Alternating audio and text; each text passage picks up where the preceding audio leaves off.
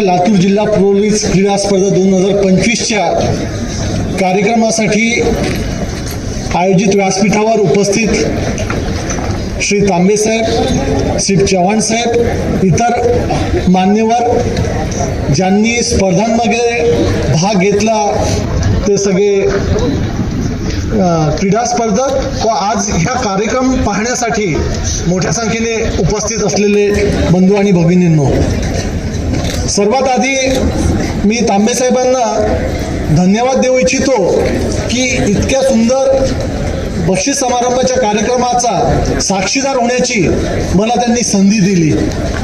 कारण